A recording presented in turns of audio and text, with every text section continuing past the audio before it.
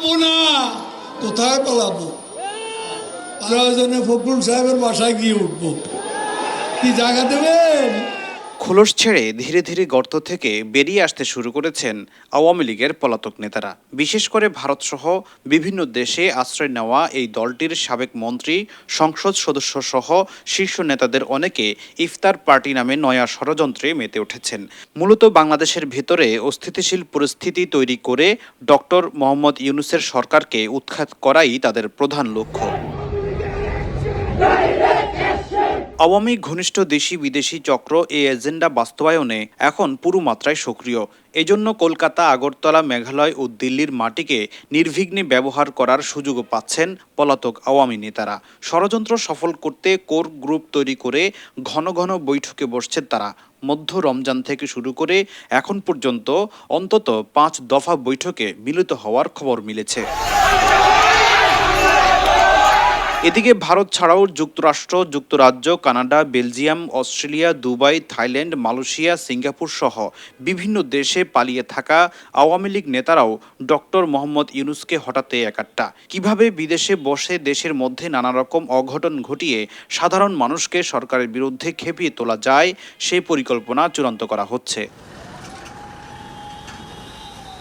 এবার ঈদ যাত্রাকে টার্গেট করেছে আওয়ামী লীগের পলাতক নেতারা।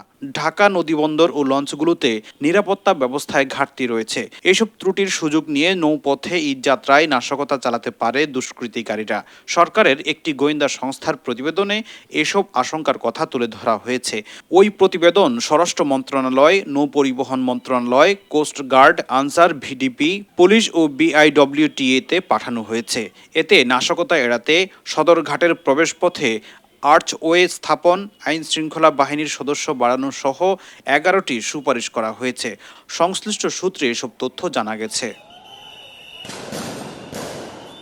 গোয়েন্দা প্রতিবেদনে নাশকতার শঙ্কা প্রকাশ করে বলা হয়েছে, গত 5 আগস্ট ছাত্র জনতার গণ-অভ্যুত্থান পরবর্তী সময়ে দেশের আইন শৃঙ্খলা পরিস্থিতি বিনষ্টের পায়তারা করছে একটি স্বার্থান্বেষী গোষ্ঠী। বর্তমান অন্তর্বর্তী সরকারকে ব্যর্থ করতে বিভিন্ন সময়ে খুনি, ছিনতাইকারী, ধর্ষক, অগ্নিসংযোগকারী, আন্দোলনকারী ও ডাকাতের বেশে একটি মহল দেশকে অস্থিতিশীল করতে চাচ্ছে। এর অংশ হিসেবে ঈদযাত্রায় বাস, ট্রেন ও লঞ্চগুলোকে টার্গেট করেছে নাশকতাকারীরা। জানতে চাইলে বাংলাদেশ অভ্যন্তরীণ নৌ পরিবহন কর্তৃপক্ষের চেয়ারম্যান কমডোর আরিফ আহমেদ মোস্তফা যুগান্তরকে বলেন, গোয়েন্দা সংস্থার প্রতিবেদন পেয়েছি, এখানে কিছু নিরাপত্তা ঝুঁকির কথা বলা হয়েছে।